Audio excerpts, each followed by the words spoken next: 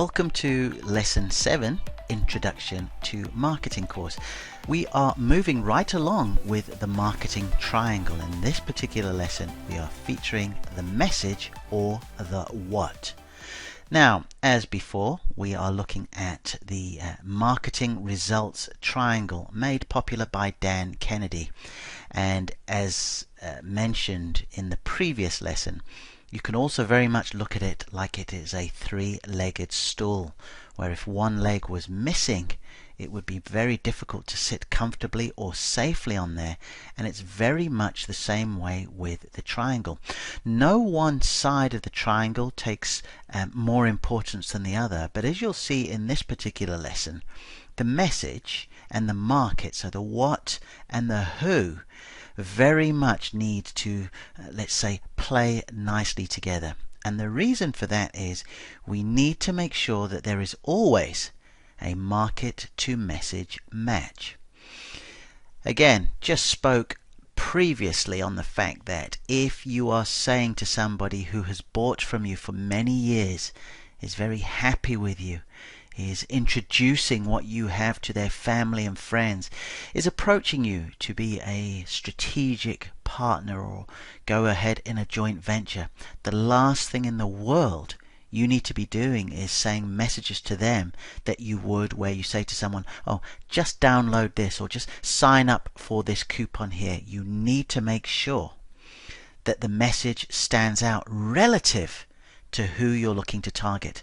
I love to have this photo. You can just see this big departure lounge, arrival lounge at an airport where there are so many people. And this is very similar to all the noise that's out there now.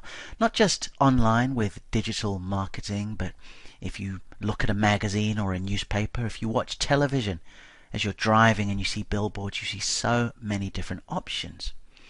So the only way your message can stand out is if there is a market to message match. Now, very similar, we are talking about the message or the what. So there are two sort of angles, two things for you to consider when choosing what it is exactly you are going to say to your chosen market. The first is niche related messages. You'll remember we decided that niches are needs, okay? So people who have relative needs. And previously when we were talking about marketing psychology, okay, we said that people have wants and needs. They're no different today as they were many years ago. They need answers. They're frustrated about things. They have concerns, results, benefits, and transformations. So therefore, as we work on the market to message match, gather and use the words from your market. Now, let's look at those two things separately. Gathering those words. So yes, quite literally, I'm saying that when somebody says something to you like, I'm sick and tired of people bothering me all the time with these new diets. If this is the words that they're saying, you need to write them down and you use those words. So the headline for one of your things would, are you just sick and tired of the new diet being thrown at you every week? A new diet. And straight away that will connect in somebody's mind. Alright? So we want to talk about those wants, needs, fears, answers they're looking for, frustrations, concerns, results, benefits and transformations they seek. But remember, be specific. Really drill down when you're speaking to them and you're learning about them, and use that information in your marketing. Secondly, we need to position who you are, what your product and service does. So some ideas when we're talking about your positioning, your unique selling proposition. What do you have? What can you provide that nobody else can? And again, this is one of those situations where you need to sit down with a pen and paper and you need to write some things down. And it's very possible that to start with you might not have those answers. You may need to look at a competitor, draw a piece of paper down the middle of the page and put on one side you, on one side them. See all the things they're offering. Is there a gap there? Is there something that you can say that you do that no one else provides that could give you an opportunity to then start putting that in your messages? Why buying from you is in their interest. What is your own story? Have you success stories where people are saying, well, look, we're very happy with the job that they did? Have you got case studies where someone came to you with an issue and you managed to figure it out?